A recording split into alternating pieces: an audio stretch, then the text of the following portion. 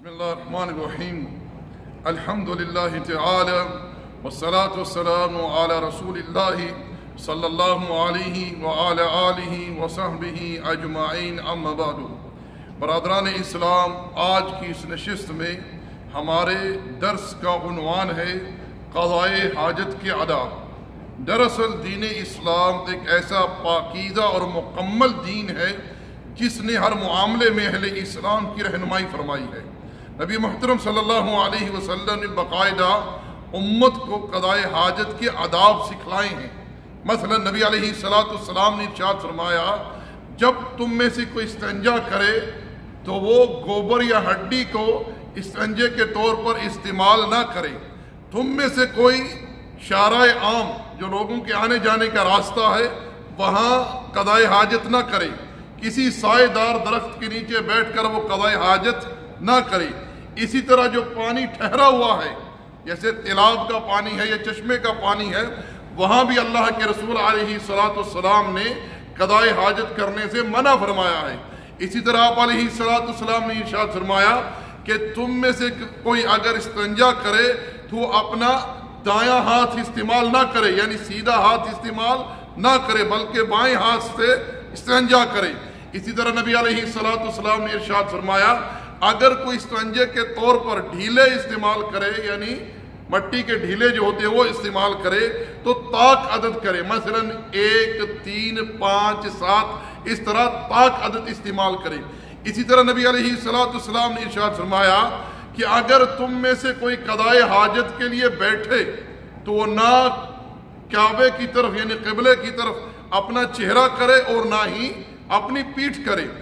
اس حدیث کو سامنے رکھ کر اور ایک دوسری حدیث کو سامنے رکھ کر جو ابن عمر رضی اللہ تعالی عنہما سے مروی ہے صحیح بخاری میں، علماء نے کچھ تطبیق دی ہے، کیونکہ ابن عمر رضی اللہ تعالی عنہما بیان کرتے ہیں، صحیح بخاری کے اندر ان کا یہ قول موجود ہے کہ ایک مرتبہ میں اپنی بہن سیدہ حفصہ رضی اللہ تعالی عنہ کی چھت پر چڑھا تو میں نے دیکھا کہ اللہ کے رسول قضائے حاجت کے لیے تشریف فرما ہے۔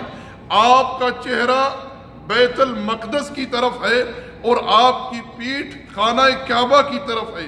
اب علماء حدیث یہ کہتے ہیں کہ اگر کوئی بندہ چار دیواری کے اندر بیٹھ کر قضائے حاجت کرے تو وہ اپنی پیٹھ خانہ کعبہ کی طرف کر سکتا ہے لیکن چہرہ نہیں کرے گا۔ لیکن اگر کوئی کھلے میدان میں بیٹھ کر قضائے حاجت کر رہا ہے، وہاں نہ تو وہ اپنی پیٹھ خانہ کعبہ کی طرف کرے گا اور نہ ہی اپنا چہرہ خانہ کعبہ کی طرف کرے گا۔ اسی طرح نبی علیہ السلام جب قضائے حاجت کے لیے باہر تشریف لے جاتے تو آپ اتنا دور نکل جاتے کہ لوگوں کی نظر سے اوجھل ہو جاتے، اور آپ علیہ السلام جب قضائے حاجت کے لیے بیٹھتے تو زمین کو برچھی یا نیزے سے نرم کر لیتے، کیونکہ پیشاب کی چھینٹیں جو ہیں وہ آپ کے جسم اطہر پر نہ پڑے، کیونکہ رسول اللہ صلی اللہ علیہ وسلم نے امت کو بڑے واضح الفاظ میں یہ خبر دی ہے کہ اکثر بیشتر قبر میں جو عذاب ہوتا ہے وہ کس وجہ سے؟ پیشاب کی چھینٹوں سے اجتناب نہ کرنے کی وجہ سے۔ نبی علیہ السلام کا گزر دو قبروں کے پاس سے ہوا اور آپ نے صحابہ کرام کو بتلایا کہ ان دونوں کو قبروں میں عذاب ہو رہا ہے، ان میں سے ایک کو عذاب اس وجہ سے ہو رہا ہے کہ وہ پیشاب کی چھینٹوں سے اجتناب نہیں کرتا تھا۔ اس حدیث کو سامنے رکھ کر ان لوگوں کو اجتناب کرنا چاہیے اور ڈرنا چاہیے جو پیشاب کرنے کے بعد نہ تو پانی استعمال کرتے ہیں، نہ ہی مٹی کے ڈھیلے استعمال کرتے ہیں، اور نہ ہی کوئی کپڑا یا کلینکس استعمال کرتے ہیں استنجے کے طور پر، کیونکہ یہ چیز عذاب قبر کا باعث بن سکتی ہے۔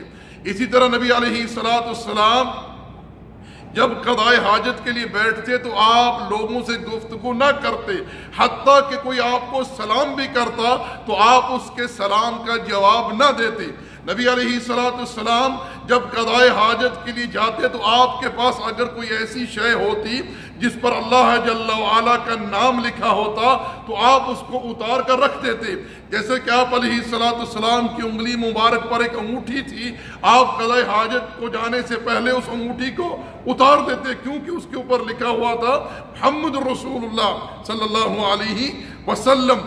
تو یہ اسوہ رسول اللہ ہمارے سامنے اس بات کو واضح کر رہا ہے کہ اگر کسی کے پاس کوئی ایسی چیز ہو جس پر قرآن کریم کی آیت لکھی ہو یا اللہ جل وعلا کا اسم مبارک ہو، تو ایسی شے کو قضائے حاجت میں جانے سے پہلے، قضائے حاجت کو جانے سے پہلے اتار کر اونچی کسی جگہ پر رکھ دیجئے، ٹھیک ہے نا، یا کسی کو دے دیجئے۔ اچھا، اسی طرح نبی علیہ السلام نے ہمیں یہ بھی تعلیم دی ہے کہ اگر تم میں سے کوئی بیت الخلاء میں قضائے حاجت کے لیے جائے تو وہ جانے سے پہلے یہ کہے بسم اللہ اللہم انی اعوذ بک من الخبث والخبائث۔ بات سمجھ رہے؟ کیونکہ جو بیت الخلاء ہوتی ہے، لیٹرن جو ہوتی ہے، وہ ان خبیث جنوں اور جننیوں کے رہنے کی جگہ ہوتی ہے، کیونکہ یہ خبیث جن اور جننی ایسی جگہ کو اختیار کرتے ہیں رہنے کے لیے جو نجاست والی جگہ ہیں۔ تو اس لیے نبی علیہ السلام نے ان خبیث جنوں اور جننیوں سے اللہ جل وعلا کی پناہ طلب کرنے کا حکم دیا ہے، اور وہی جل وعلا اس چیز پر قادر ہے کہ وہ ہر شے کے شر سے اپنی مخلوقات کو پناہ دے سکے۔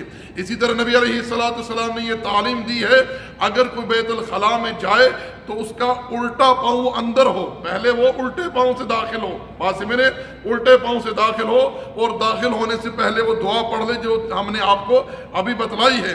جب وہ قضائے حاجت کے لیے بیٹھے تو وہاں وہ بالکل گفتگو نہ کرے۔ قضائے حاجت کے دوران گفتگو کرنا اللہ جل وعلا کو ناپسند ہے، یہ بات مسند احمد کے اندر موجود ہے نبی علیہ السلام سے مروی۔ اسی طرح میرے بھائیوں، جب آپ قضائے حاجت سے فارغ ہو گئے ہیں تو جب آپ باہر نکلیں گے کس طرح نکلیں گے؟